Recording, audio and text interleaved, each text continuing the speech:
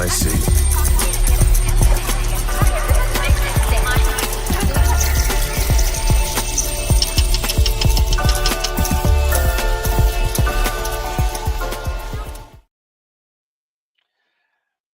Good evening, ladies and gentlemen. Welcome back to another exciting episode of BW Flix, the average movie critics. I'm your host, James J. Train Martin, and my co-host is Brian B.A. Arndt. And we are glad to be back here to talk about movies, fun things we love. What's up? What's up, Yenzer? How you doing, my man?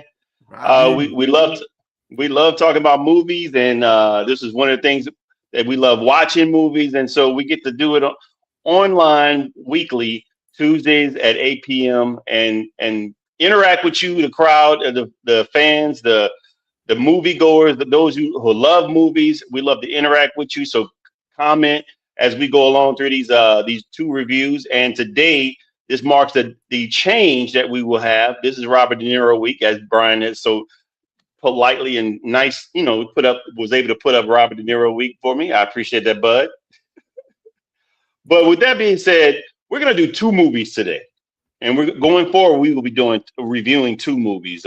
We started out our premise with doing one movie. The last one was The Last Starfighter. And hopefully that's the last time that we talk about The Last Starfighter, as it was a dud, a major dud. But we will be talking about Once Upon a Time in America with Robert De Niro and James Woods. Made in 1984, and we will also be talking about Limitless in 2011. That was stars Bradley Cooper and also the aforementioned Robert De Niro. And I'm going to let Brian go over some superlatives in regards to the first movie, Once Upon a Time in America, as that'll be our first subject of discussion. So Once Upon a Time in America, of course, we know that came out in 1984. It was directed by notable directors Sergio Leone, starring Robert De Niro as Noodles, James Woods as Max, Elizabeth McGovern as Deborah Jelly, and Joe Pesci as Frankie Minaldi. Now, Joe Pesci didn't really have too much of a scene. He had a couple scenes in there, but he was the Teamster tycoon from Detroit. And let's see, the music was by Ennio Morricone. That's an Italian name, let me tell you. Production companies, The Lad Company, PSO International, Embassy International Pictures, and Refrain Cinematographica. That's also an Italian company, by the way. Distributed by Warner Brothers. Release date was June 1st, 1984. Running time, 229 minutes. Is a long movie. Budget, I think it was like what was it? 2 hours and 49 minutes or 3 hours and 49 minutes, something like that. 3 hours and 49 minutes, sir. Minutes, yeah. Budget was 30. Go ahead. You go ahead. The budget was 30 million, but what they pulled in the box office was 5.5 million. So it was a dud. A major flop. It was a major flop, ladies and gentlemen. And that being said, let me see what. And Walter. What was that? Did you get that? Walter White retiring old. It's a old movie reference. Okay, cool. Yenzer, I sat down and watched it, man. I had to pause a few times. And it's so old. It's one of those movies and so long that back in the day, for those of you that don't know, movies used to have intermission where you can get up and go, and it would literally say intermission on the screen. So you can get up, go get your popcorn, drinks, use the restroom, whatever it is you're doing, because the movie is extremely long. And this is one of those movies. And to speak about the length of the movie, the 3 hours and 49 minutes, and to make that amount of money at the box office. But you did mention to me a while back, which made a lot of sense, is that it competed in 1984 with a crap ton of blockbusters. And I'm going to name some of those movies out for you. Beverly Hills Cop being number one at 234 million with Eddie Murphy. Those you don't know, if you've been living under a rock, Eddie Murphy made 3 of those, actually 4 now, but he made a crap ton of money. That made his career actually. After he did delirious stand-up comedy, Beverly Hills came out and he blew up as an actor as well. And so clearly the talented Eddie Murphy has gone on to do great things. You can Yeah, if you want. sure. You Why can if not? you want. Ghostbusters was number 2 that year, 229 million. Indiana Jones and the Temple of Doom, 179 million. Gremlins, if everybody remembers that, was that heartwarming movie with the little Mogwai, Gizmo. Gizmo's a rich little dude. He earned 148 million dollars. Karate Kid, Ralph Macchio. There's still the Karate Kid now. With Cobra Kai on Netflix, they made 90 million. Police Academy, one of my favorite series, comedy slapstick shows. Police Academy made 81 million. Footloose with Kevin Bacon, 80 million. Romancing the Stone, if you don't remember that, it's a romantic Michael Douglas comedy with Michael and Douglas and Kathleen Turner. Kathleen Turner. Yep. Yeah, and what's the little short dude? Played on Asian. Taxi. No, Taxi. No. What's his name? Danny DeVito. Danny DeVito. Yeah, Danny DeVito. Yes. Star Trek. Part 3, The Search for Spock. And apparently, making all these movies, they were searching for money too. 76 million they made. Yes. Splash with Daryl Hannah and Tom Hanks about the mermaid, the romantic comedy. They made 69 million. And Purple Rain, Prince, the belated Prince, what people used to call him in the 90s, the artist formerly known as, and then he got that deal fixed with the record company and got his name back. 68 million, man. And I'm going to give it an honorable mention. I mentioned it before in the last episode. The Terminator, 6.8 budget, and they made 38 million. Again, 84. They had a lot of competition, but I think part of the reason for this movie failing, I think, over the top. Yeah, why not over the top? Yeah, for sure. And if you can get that money and let us know how much they made with that, that'd be great. So one of my reasons for this movie, I think, not being successful, in my opinion, is just that I think the world probably was like you mentioned a while back. We talked off screen. Another gangster movie with Robert De Niro. The last one he did was in 1974. And that was that was The Godfather Part 2, which he won an Oscar for. And we'll get into that later on. But this is one where the story begins. Did you have anything you want to bring up before I get into this? No, I mean, you're saying what we were talking about offline anyway. So yeah, that was good. That's good. Go ahead. Yeah. So I mean, the story starts off where we're talking about the premise is a young group of guys. They're not homeless, but they're poor and obviously put into the criminal life early. You know, we're talking about Noodles, portrayed by a young guy that portrayed, I forgot the actor's name, but ultimately this is Robert De Niro's character, Noodles, and he's the gang leader. And then of course Maximilian is the guy that moves into town, and he becomes good friends with Noodles and his gang partner, and then two other guys, Cockeye, which I hate saying, Cockeye. This disclaimer: this is in the movie, people. I'm not just saying that. But the guy's Chicken name Joe, is Cockeye, Patsy, and Fat Mo. Fat Mo, yeah. And so these are all got kids that grew up together, and they had shenanigans, criminal activity early on. But the movie goes between three different settings. When they were young in 1918, all the way to where in the 30s when they were young men and young hoodlums, and then all the way further out into the 60s where they're older men, much older men, and things have changed. But we go back to the 30s where there's some things going on and criminal activity, where they're intermingling with other gangs in order to get a higher rise from where they are. They're like peddlers. Yeah, exactly. It was a flop. And it still made more than this. And it's still right. All for less money. They spend less money. Right. But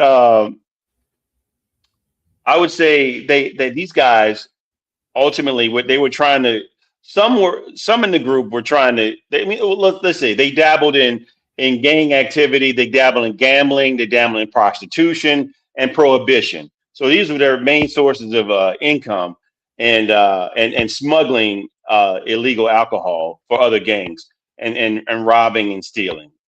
But some of the guys, such as Maximilian, wanted to get a little bit further ahead. But these guys, at the beginning of the movie, they show that these guys are dead. Patsy, was it Patsy, Cockeye, and presumably And Max, presumably Max. But at the beginning, you see that Max's body is burnt, so you don't really know it's him. It's just presumed that it's him. And then it goes out further, and then of course they try to kill Noodles, but Noodles goes to get the money.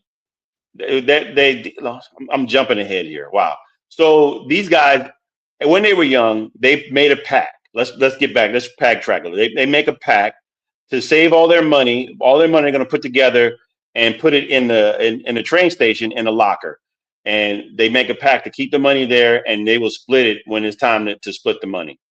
Now, going back further, when I mentioned in the 30s, these guys are dead. Fat Mo's beat up because he has to tell where the whereabouts of Noodles is, so they can try to kill him because he's a snitch. And so we don't know why he's a snitch. We know that he's getting high off opium in the Asian joint, and when they come to get him, he escapes, and then he goes to the train station, finds that the money's missing. So someone steals the money. We don't know who, and he takes off into hiding, and he goes away for 35 years. And he's in Buffalo. He's in Buffalo, in Buffalo, New York, but nobody knows his whereabouts.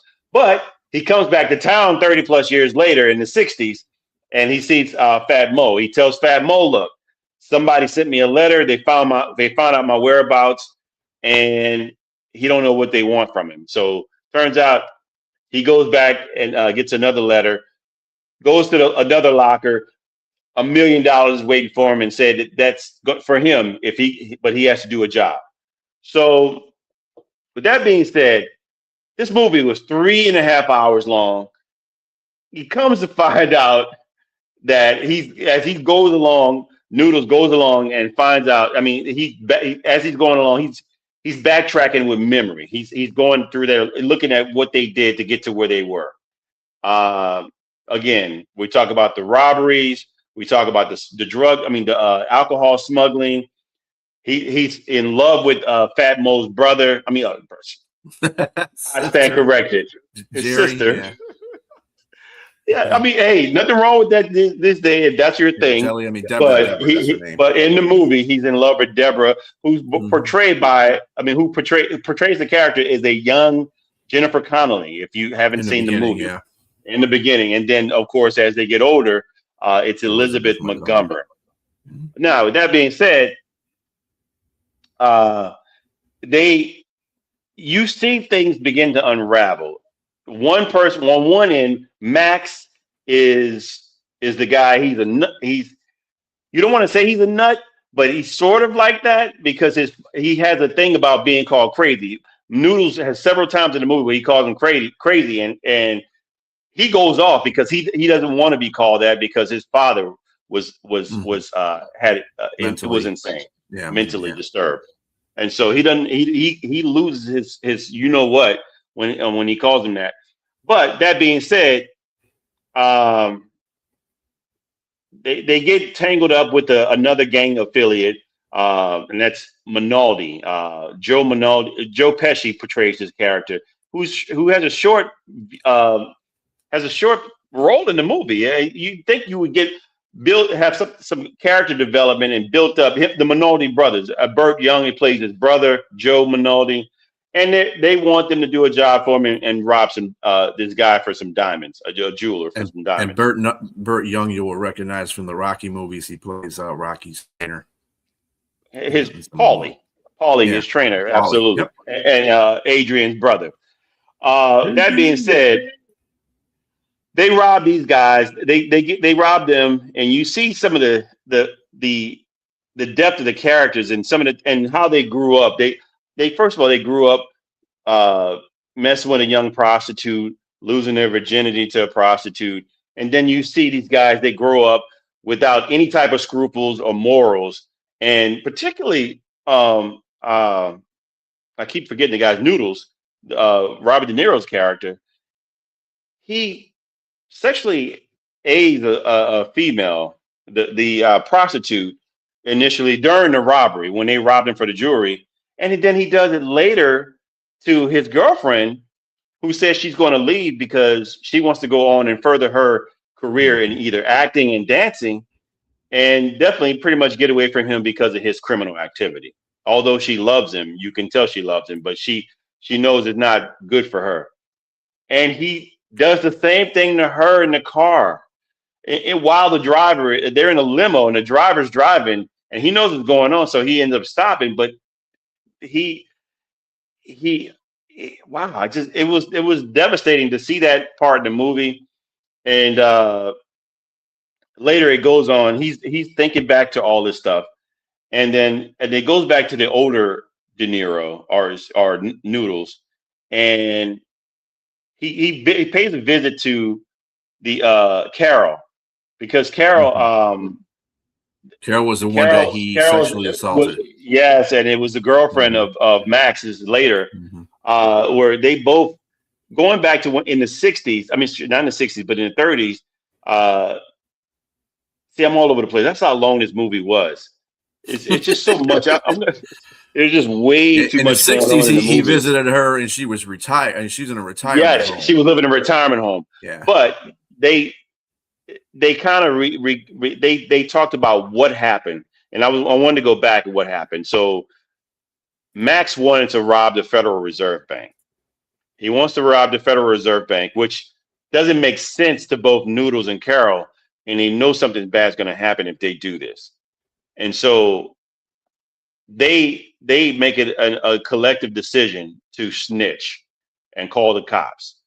But it happens.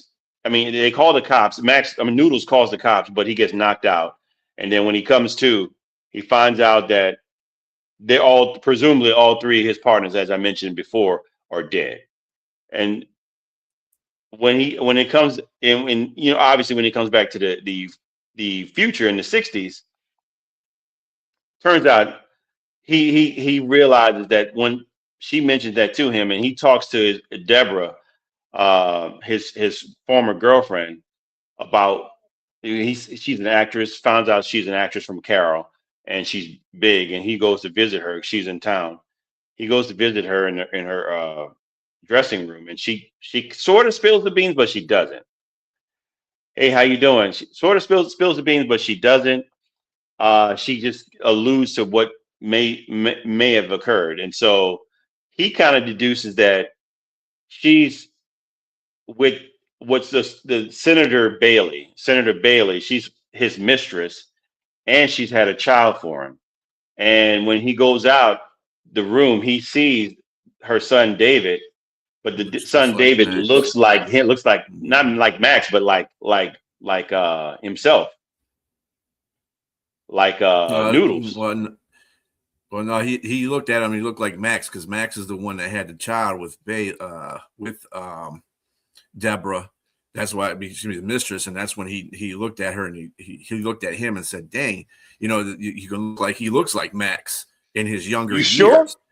Yeah, I yeah, thought it that was was a I good thought it call. was his son when he essayed Mm-mm. her, and oh no, okay. Yeah, it wasn't his. Yeah, Okay. we good, Camera. Doing well. Well, um, ladies and gentlemen, I think we may have to agree to disagree because I don't know. I read something on it, and I think it may have said that it was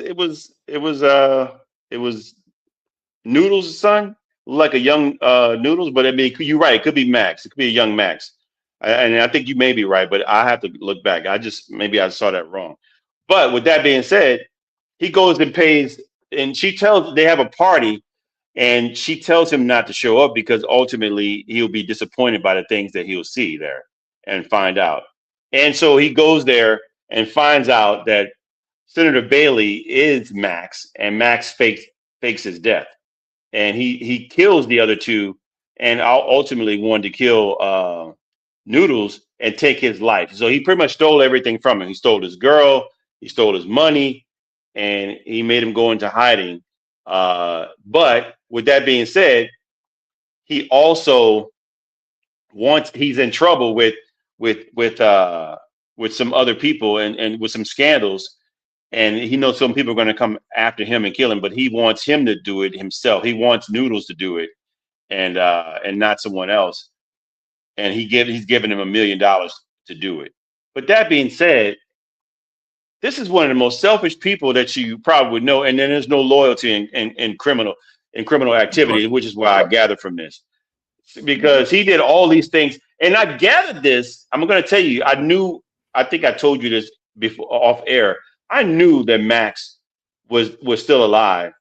And the reason why I knew that is because he alluded to that Minaldi told him that he should get rid of or ditch Noodles and go on his own way and do his own thing. And when he said that, and also when he looked at Noodles and Deborah and how they were acting together, the look on his face gave a look of jealousy. It gave a look of jealousy. And to me, let me know. I mean, for one, they were all criminals. You couldn't be trusted.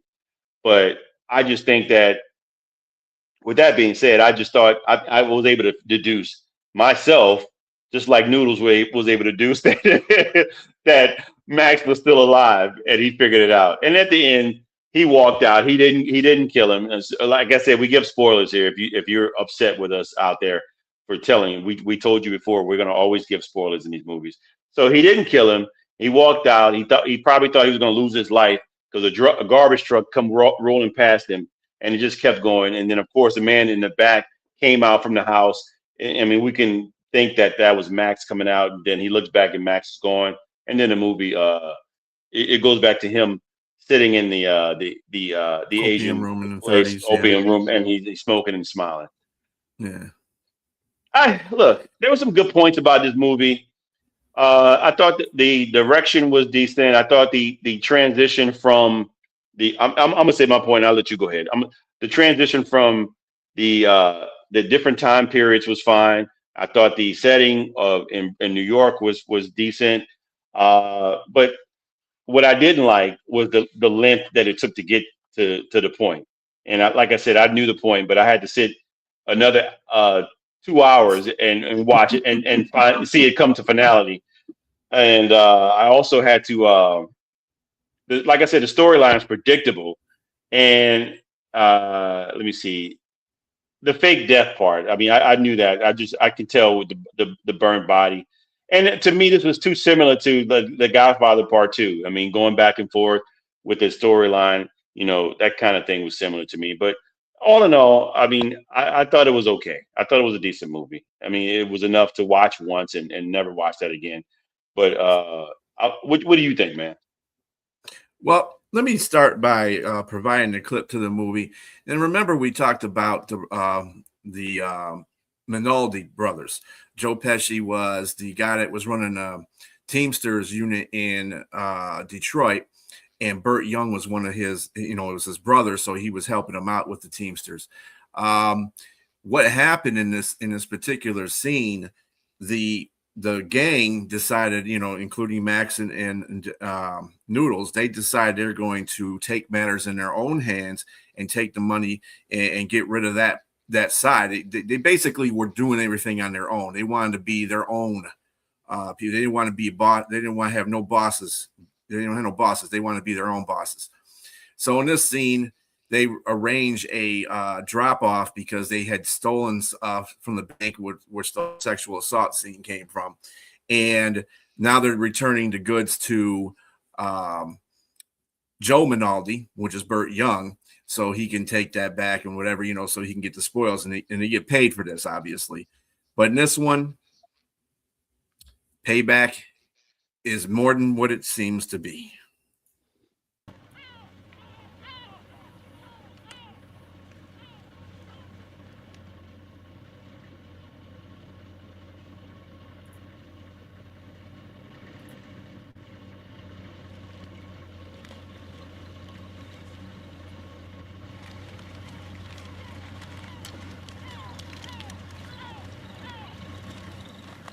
Any problem? No trouble. Kid stuff. So, in saying the kid stuff, there's a whole conversation when they were sitting at the table with the brothers at Fat Mo's bar, and he was saying, yeah, this is Burt Young's character Joe was saying that this was kid stuff that they wanted them to do, and they got kind of offended. They were like, kid stuff? Just because we're young, don't be calling us kids, man. I don't like that stuff. So that line came back from when they were sitting at the table. It was kind of like, get back for that line, that Joe used on them. So, this was a very raw.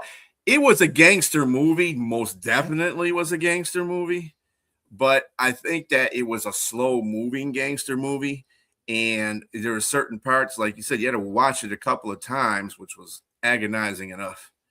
I think that the acting was decent in there.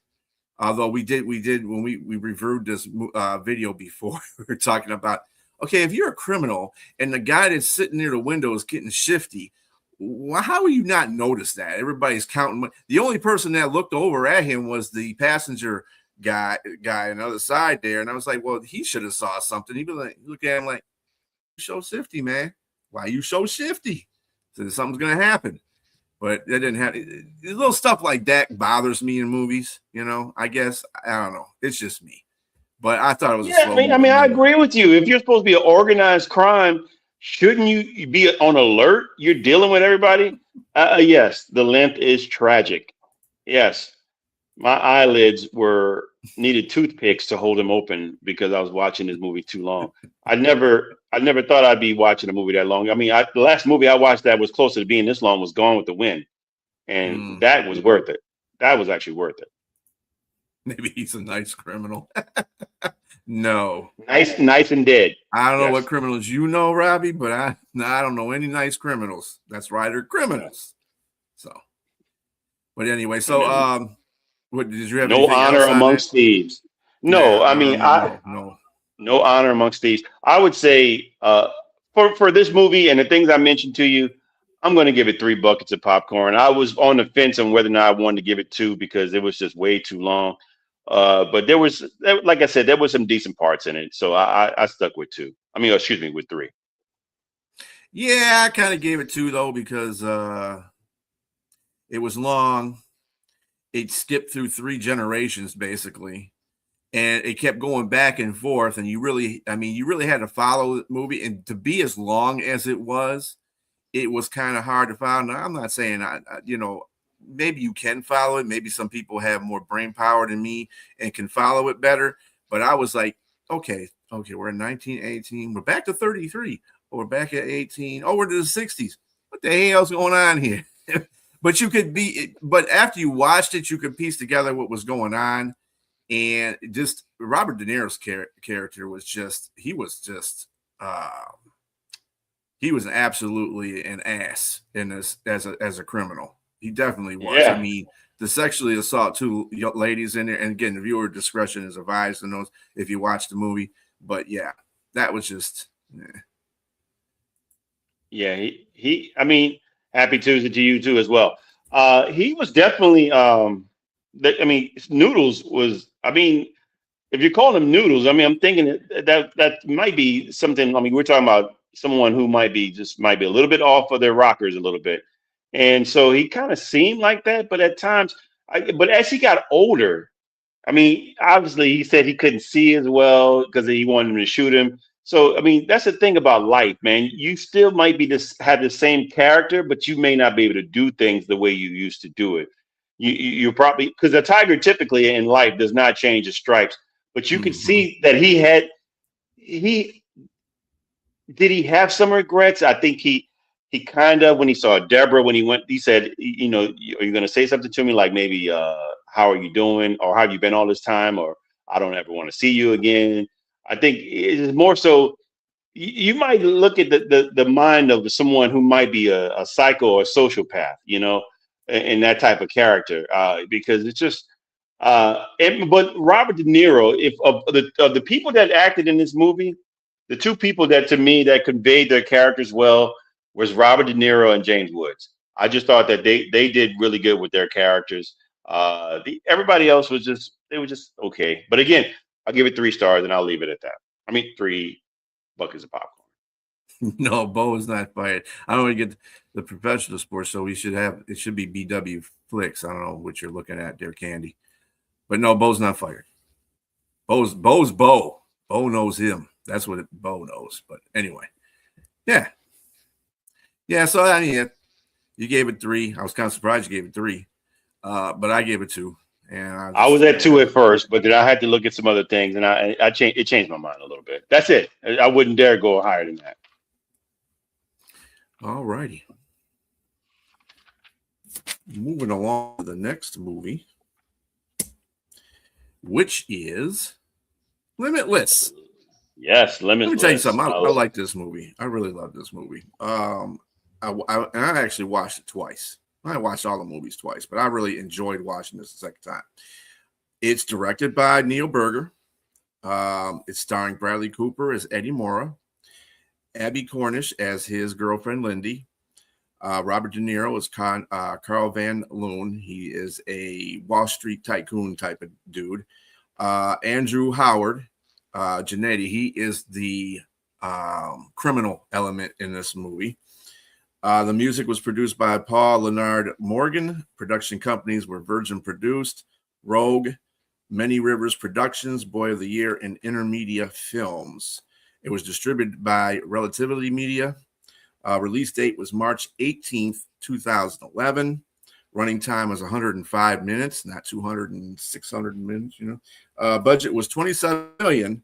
The box office, very successful movie, $161.8 million was the box office. So it made way, way more than it was made for. So it was so successful, like you said, it was so successful that it actually spawned a series. Yep. We can do that. For sure. Doing that. Yep. Most definitely. You bring tears to my eyes. Another 5-hour movie. Well, definitely, we can do that for sure. Oh, yeah. That's actually that's one I would definitely enjoy sitting down watching it and reviewing. It actually had some kind of premise to it. Yes. So now, Limitless. This our protagonist with seemingly lazy or uninspired. I guess is some of the word you might want to use. What's another word for that? Or somebody not just uninspired, but slacker. Struggling author. We'll just call him yes, he was struggling author. So Mr. Mora, Eddie Mora, is 35 years old, and he's not doing well right now in life. He's got a writer's block. He can't get any leave for a first sentence for his not let alone a chapter. He can't even get a first sentence, and he's very smart. You could tell the guy's intelligent. He's got this gorgeous girlfriend. She leaves him because obviously she's going places. She gets promoted. He's demoted pretty much by not having anything. He's about to lose his advance that he got from the publishing company that's trying to get him to write a book, and he's on his last leg, and he by chance runs into his brother-in-law or former brother-in-law from his ex-wife, Vernon, who happens to be a pharmaceutical sales rep. Sales rep. He met him in the street, ladies and gentlemen. So maybe he's a street pharmaceutical sales rep. And they catch up, and he but now he's on the up and up. Apparently not. He tells them about this new trial drug that's FDA approved called NZT 48. It's got a name for it. I wanted to NZT 48. Yeah. But in real life it's a nootropic. It's supposed to be an enhancing drug that helps cognitive, creative, motivating. It's supposed to enhance all of those things times 1,000, I suppose. And so he tells them about the drug, that there's no side effects, and he's lying through his teeth. He knows something's up. He takes a sample. he reluctantly takes the sample. He brings it with him. He takes it right before he bumps into his landlord's wife, who she's giving him the business about everything, not paying his money, being a bum, and all of a sudden the medicine kicks in. It kicks in, and he's seeing everything. It's enhancing everything. He saw a book that he hadn't read in years when he was in college. He by passing at a girl's dorm room, he just happened to glance at it, and so he was able to come up with all kind of things that he triggered that was in his subconscious that he didn't remember, but it was there because he ran across it years ago. And so this tells you right now that, okay, this is the kind of medicine he's taking and what it can do for him. But you don't know, again, whether or not this has any side effects. But he helps the landlord's wife out with her law studies, but he also helps himself to the landlord's wife as well. And so, which seems to be a theme in this movie. Yes. And so also he goes and writes several chapters of the book, and he decides to clean up. So it's letting you know, okay, this is something kind of reminds you of, what is that? The focus drug, Adderall. Maybe, I don't know, just like an advertisement. This movie is a big advertisement for Adderall at the time in 2011. But he goes off and drops off. Basically, yeah. Yes, exactly. It makes you not use 20%. It makes you use the whole 100% of your mind instead of the 20% that you say yet you use. So they're tapping to all the neuroreceptors in your brain that allows you to focus on everything and utilize it. And so he loses everything the next day. And so he goes back, finds Vernon, and Vernon knows he wants more. So he doesn't have the money right now, but he uses him. He makes him go and pick up dry cleaning, go get breakfast. And this is a big favor for Eddie, because when he comes back, he finds Vernon dead and his place ransacked. So at that moment, he deduces that they were looking for what he has, and he knew it wasn't FDA approved at that moment too. But he calls the cops. But before before the cops get there, he goes and finds the rest of the stash that the guys, he probably couldn't figure where to look. And so he's thinking like, okay, he wanted me to go get breakfast, so he's probably not cooking. So he finds the drugs in the stove and hides it and put it in his back. And he goes to the cops, explain what happens and who Vernon was to him.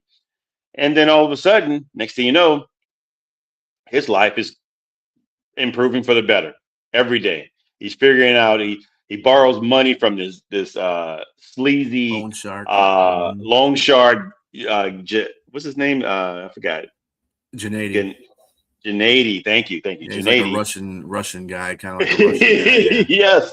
And he's so sleazy, man. But he tells him, hey, you don't bring my money back, I break legs. Right. Basically, yeah. I break legs. He said, good luck. He walks up, good luck.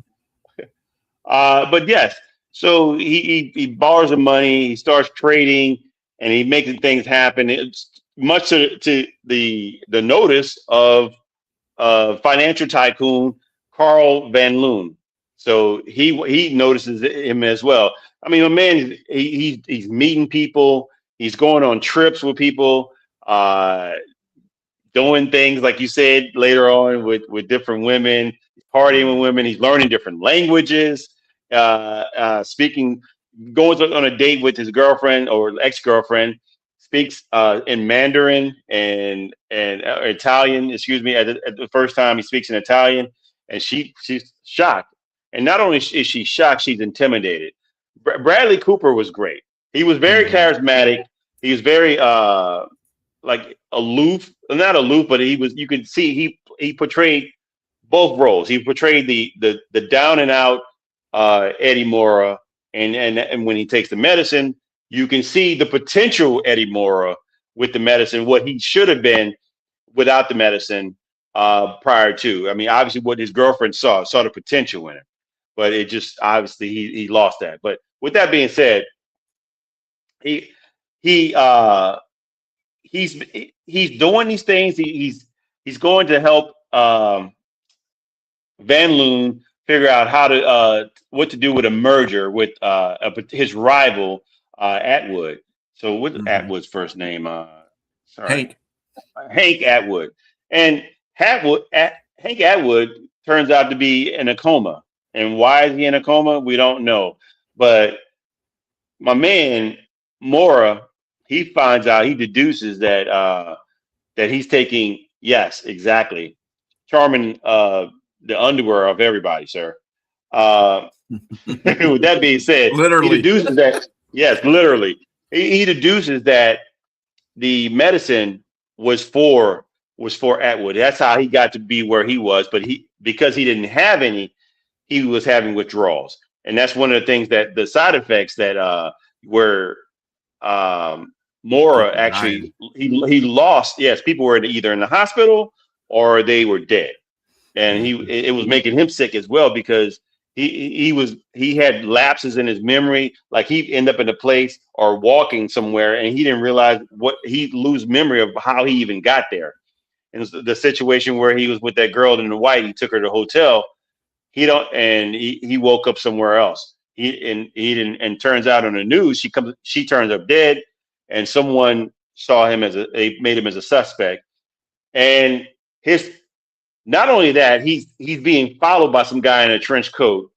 He finds out, this is where he finds out that Atwood was taking the medicine, because that same guy that was chasing him and his girlfriend in the trench coat ends up being the driver for Atwood. And so he knew. And just on a side note, that actor's name is Thomas Arana, and he's been in movies that you've seen, pretty famous movies: The Hunt for Red October, Bodyguard, where he was the other bodyguard, the bad FBI, that was trying to get Whitney. He was in Gladiator, Born Supremacy, and Dark Knight Rises. So he's been in some pretty good movies. You'll notice him. He's always the grungy guy, but yes, the grungy but classy guy. Yes. And so Eddie Mora, he goes in a lineup and he puts his jacket back on. His attorney turns out to be hired by Atwood. It's not his attorney; it's Atwood's attorney. Mm-hmm. And they figure out, and he made secret compartments in all his suit jackets so he can keep his medicine in there. And so he stole the medicine back, but then the fool does not bring it back to Atwood. He keeps it for himself. And so Mora goes and finds the guy and finds him dead on the floor, and finds out that the guy kills the attorney for not giving the medicine back to him, and he gives it back to him. And because Atwood dies. Atwood ends up dying. And what else about that movie? Awesome. Say it again. No, they said how you guys. I said awesome. Hey, awesome. Yes. I hope you're well too. So Atwood dies, and Eddie he figures out a way to be able to control the medicine, and he goes through some trials in regards to making sure that he eats. He's very smart, so he's finding out that people probably weren't eating properly. He controls his dose. He sleeps as well. Because a lot of times this drug is so high, it's like it's dopamine.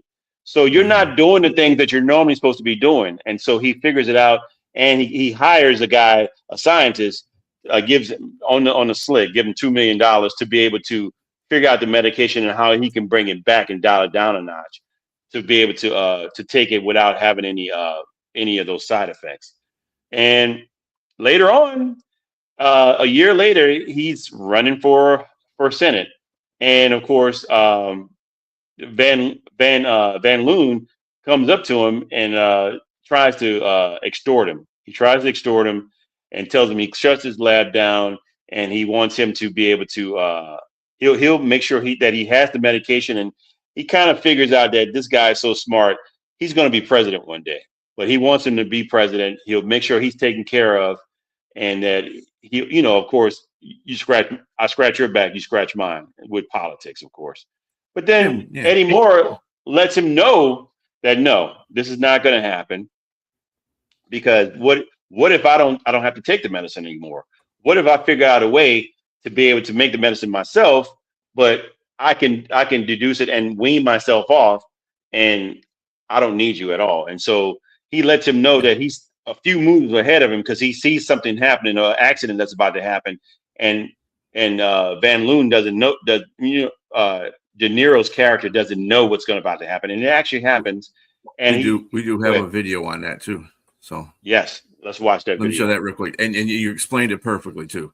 So I didn't have to. My synapses didn't change, that I kept absolutely nothing. You have no idea what kind of enemy I That van's gonna rear end that taxi. What? The driver's distracted. He's texting. He's going 30 miles an hour. He's 60 feet to stop. He doesn't have room. What the heck? I see everything, Carl. I'm 50 moves ahead of you and everybody else. What makes you think I don't have a guy with a beat on you right now? How do you know you're gonna be alive this time next year? What are you doing? What are you doing? He's got some. He finds out that he has some heart issues just by palpating his chest, and he already knows it, and so he knows that he's lost. And so he gets in his car with his tail between his legs, drives off, and goes on about his business. He said, "You wouldn't want to do this, because I mean, if I work for you, all I do is make you my bitch." And I'm sorry if that's anybody out there. Yeah, that's what he said, though. But that's exactly what he says. Yeah. And it was one of my favorite lines of the movie. And I just loved, and of course, it ends with him at dinner with his girlfriend, and he speaks in Mandarin, and then he laughs. He looks at her, and she's like, "Oh my God, what's been created?" He says, "What? He says, "What? What?" So great movie. As the Yinzer alluded to, that he was very charming and charismatic in his movie. Bradley Cooper played a great role in this movie. I thought it was excellent. I think when I watch it again, because I watched it back in 2011, and I watched it again several times. I've seen some of the communication between him. I thought it was a little not snarky, but it was just trying to sound too intelligent when he was talking to people about certain things. I thought it was just a little extra, but I guess that was just part of the charm of the movie, and it was just like him just having full clarity, and so he's just talking about everything that he's going to be doing and what going to do. And you're giving it 4? I'm giving it 4. I didn't mean to put it out there that soon, but whatever. Go for it, though. Do your thing. I'm still going to give it 3. I think it's a very good movie. 4 is strong. It's a very strong, and I thought it was good. It spawned. Look, it made a lot of money, and it spawned a series that only lasted 1 season. But that being said, it's a movie I still want to watch more often than not. But revisiting the movie over and over again, it's starting to lose some of its luster to me, just by some of the things that go on in the movie. But I still like it. It's fun. It's a very good movie, and like he said, Bradley Cooper made the movie with his character. Robert De Niro, he plays a villain well. I liked him playing a villain in this movie. But again, it's enough for me. I got it as 3. I'll go back to mine. Yeah, I give it a 4. I was going to give it a 3 too, but I think because of the acting ability of Bradley Cooper in there, and basically all of them did a very, very good job of acting. Whoever it was that was playing their parts. Robert De Niro did a really good job as being a tycoon. Abby Cornish did really good as being Lindy, even though she had limited roles. I think the person that you're missing out of this whole situation was Andrew Howard as Gennady. There was a part where he goes back where after he does all this stuff and he gets the pills he doesn't get any pills. He loses or something like that. He goes back to his apartment, which is a fortress at this point because this is what he buys. Gennady breaks down the door, demanding more pills, and now he's taking them. Now he's the more confident guy, and he's like running an organization now, and he's learned how to inject the pill into his bloodstream so that it lasts long for him. And so he ends up Eddie ends up killing him, and then he's on the edge of dying himself, and as the blood is pouring out of And then he starts licking his blood up, and that's how he gets re-energized with the pill. Oh, that was weird. That was a weird part, though. That was weird. That was almost like on a vampire part there. But yeah, he does that, and he re-energizes himself, and he gets rid of the other two hoodlums that are in the apartment as well. And so he also plays a pretty good role in there too. The Grenetti, he's really good in it too. And I gave him 4 because it